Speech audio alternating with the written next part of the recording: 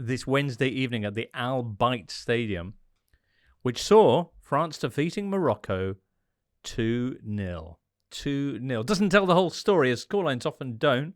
A lot of expectations, France heavy favourites, but then again, Morocco had been upsetting the odds at every occasion that you wondered, but you didn't wonder for long, because 5 minutes in, Tom. Yeah, 5 minutes in, Theo Hernandez pops up at the back post and puts France ahead. And, you know, as we'd spoken about pre-game, Morocco went into that match having not conceded a single goal to an opposition player all tournament. And we know they've got this remarkable defensive record at this tournament, but not only in the weeks building up to it, and in many ways it was the worst possible start for them. I mean, it's the worst possible start for any team that concedes an early goal. But I think when you depend so much on clean sheets and keeping teams at bay, it did set them off at the back foot, and it was an unusual goal for them to concede because it involved a lot of players making mistakes. First, you had El Yamik, who was brought into the team as a sort of late replacement for Naïf Aguerre, who gets caught the wrong side of Antoine Griezmann, who spins in behind him onto Rafa Varane's through ball.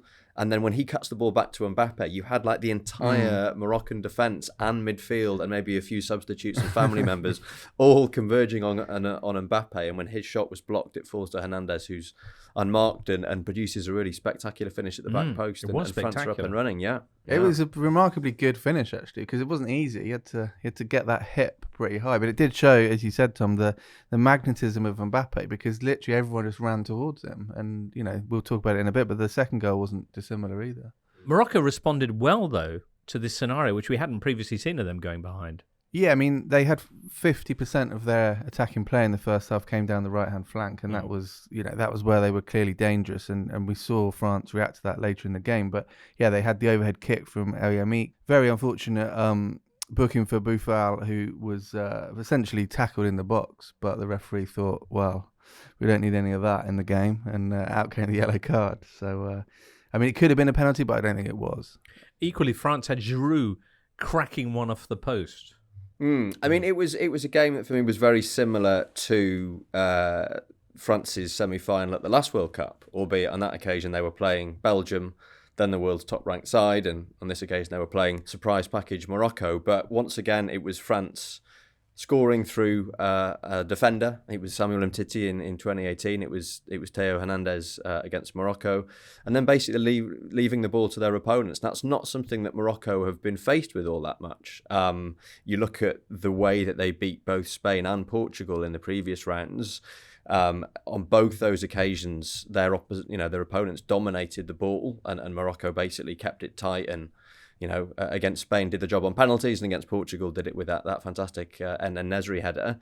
And yeah, I mean, it was, you know, France were under the cosh, but at the same time, it wasn't like Hugo Lloris had the busiest night of his life. They only had 3 shots on target, Morocco. So although there were periods where they had France penned in, I didn't ever really feel like France were on the point of cracking as close as Morocco got on a couple of occasions. And then in a way that felt extremely predictable. One little moment of magic from Mbappe, pretty much the only moment of magic from Mbappe, to be honest, ends up putting the second goal on the plate for Kolo Muani, and France end up seeing it out pretty comfortably. He'd only come on how long before? 44 seconds, so the third quickest substitute in World Cup history to come on and score. So they scored in the 5th minute, and they scored in about the 81st, was it? And in between, there was this long period, which is becoming a little bit familiar, as you say, Tom, with France, of them getting the job done, if not exactly dominating.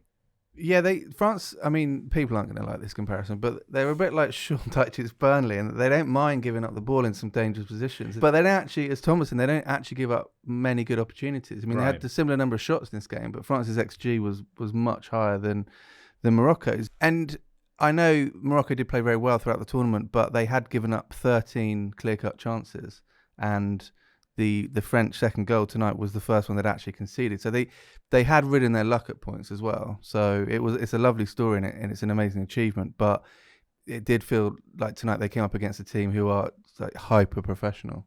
And this is just what France do. You know, they're never all that impressive. There are periods in every game where you think that they're hanging on and this can't possibly continue. And then the dust settles and you realise that actually they haven't really been put under that much pressure.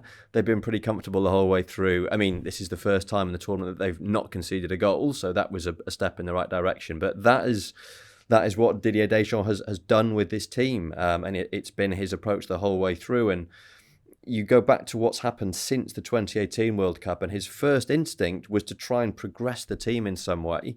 I think he felt that, he didn't want them to be as under the cosh as they had been in 2018. He wanted them to be a team who imposed themselves, who played more football in the opposition half. And that was what was behind bringing Karim Benzema back. That was what was behind switching to that 3-4-1-2 system that they looked set to use at this tournament right up until he announced his squad.